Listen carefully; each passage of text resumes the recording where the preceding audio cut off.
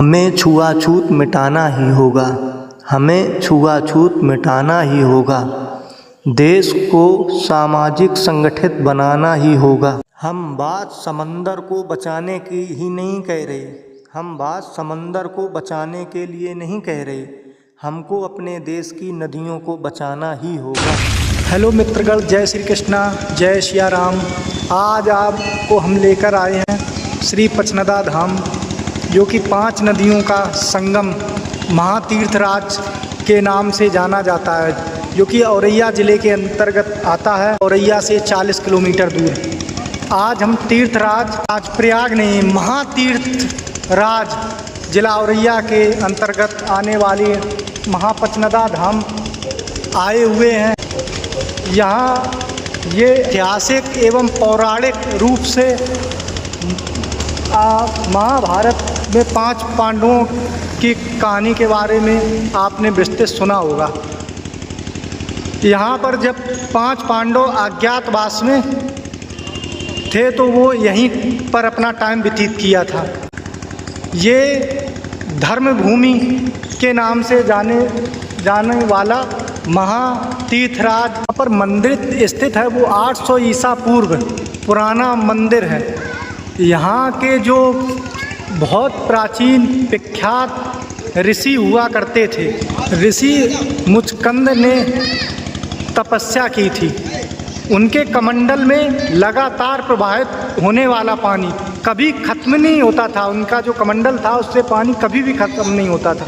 तो तुलसीदास जी ने, गोस्वामी तुलसीदास जी ने उन्हीं के कमंडल से पानी यहाँ पिया था। वो यही मंदिर है, ये ऊपर यहाँ मंदिर है। और ये पचनदा धाम जो 5 नदियों का संगम महातीर्थराज यहीं है, जो कि औरैया ज़िले में स्थित है। बहुत सुंदर, लेकिन यहाँ पचनदा धाम में और अधिक सुंदर हो सकता है। साथ साथ यहाँ टूरिज्म के लिए अत्यधिक व्यवस्था हो सकती है, लेकिन सरकार अपने फ़ायदे के अलावा सोचना नहीं चाहती है। आज दिल्ली में भी सरकार है और इन्हीं की सरकार है जो धर्म को बढ़ावा देते हैं, लेकिन धर्म के साथ साथ राजनीति का भी बढ़ावा देते। अगर धर्म के बढ़ावा देने की कोशिश करेंगे तो जितनी यमुना में गंदगी प्रवाहित की जाती है दिल्ली में और मथुरा वृंदावन, जहाँ के महान संत इस टाइम प्रेमानंद महाराज हैं, अगर वो चाहें और थोड़ी भी कोशिश करें तो हम ये बिल्कुल अपने आप में विश्वास कर सकते हैं कि जो दिल्ली में तो ज़्यादातर मूर्ख लोग रहते हैं, लेकिन वृंदावन में तो मैं बिल्कुल नहीं सोचता हूँ। मथुरा वृंदावन में लोग समझदार हैं, साधु संत हैं और भगवान से जुड़े हुए लोग हैं। और आगरा में भी टूरिज्म है, तो आगरा की लोगों का कहना ही क्या। अगर लोग अपने आप में भावात्मक जुड़ जाएंगे तो हो सकता है इस जो पचनदा धाम है यहाँ के मुकाबले शायद अपने देश में कहीं इतना सुंदर पानी या इतनी अच्छी व्यवस्था नहीं हो सकती। लेकिन राजनीति से ऊपर उठकर हम लोगों को भी इसमें मदद करनी पड़ती। कोई सरकार भी अकेले काम नहीं कर सकती, लेकिन सरकार अगर मतलबी के लिए, चुनाव जीतने के लिए या अपना एक उद्देश्य धर्म और धर्म को बढ़ाने के लिए काम करेगी तो शायद तीर्थराज से ज़्यादा काम वो अपने लिए कर रहे या अपने फ़ायदे के लिए कर रहे। भ्रष्टाचार हैं जो कि बस वो क्या है, धर्म पे कुछ चैनलों पे बैठ जाएंगे बाजीगरी, 5 बजे, कोई 6 बजे, कोई 7 बजे। अगर जो उनका काम है, उनका धर्म पे आधारित काम है, जो धर्म के लिए करना चाहिए, धाम के लिए करना चाहिए, वो धर्म के लिए नहीं कर रहे हैं, ना धाम के लिए कर रहे। वो सिर्फ स्वार्थ अपने लिए कर रहे, अपनों बच्चों के लिए कर रहे।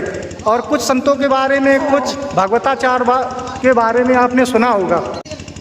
कुछ स्वर बागेश्वर, कुछ ऐसे स्वर हैं वो भी अपने लिए, अपनी राजनीति के लिए काम करते हैं और प्लॉट बेचेंगे या कुछ ऐसे काम करेंगे। धर्म के लिए कोई काम नहीं, वो करेंगे राजनीतिक पुरोहित, लड़ाई झगड़े। अगर कुछ अच्छे काम करने के बारे में सोचना चाहिए, लेकिन अच्छे काम करने से ज़्यादा वो अपने फ़ायदे के लिए काम करेंगे और वो अपनी रोटी चटकाएंगे। कुछ दिन बाद पैसा आ जाएगा, अपना पैसा एकत्र करेंगे और कहीं विदेश में, जो काफ़ी अभी आपने सुना भी होगा, नेता, अभिनेता और कुछ तो राज्यसभा MP बन जाते हैं पैसे देकर पार्टियों को, और विदेश, जैसे एक दो नाम सुने होंगे, ललित मोदी या कोई।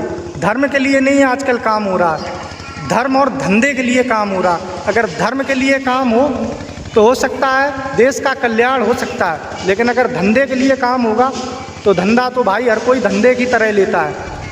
अगर सरकार अच्छे काम करेगी, लोगों को पाबंदी डराएगी, जो फैक्ट्री में गंदा पानी गंगा या यमुना या बाकी नदियों में ना जाके कहीं और प्रवाहित, उसका कॉरिडोर बनाया जाए, नदी का भी ऐसा कॉरिडोर बनाया जाए जो कि अच्छे पानी को खराब प्रदूषित ना करें, क्योंकि जल ही जीवन है। जल जीवन, अगर नदियाँ ही नहीं रहेंगी तो जीवन ही नहीं रहेगा। तो भारत आध्यात्म के ऊपर नहीं बढ़ेगा, भारत बढ़ेगा तो अपने समेटने की ओर बढ़ेगा। भारत को समेटना नहीं है, भारत को बढ़ाना है, भारत को विश्वगुरु बनाना है। हम लोगों को डर के नहीं, हम लोगों को अपने आत्म सम्मान के लिए लड़ना चाहिए।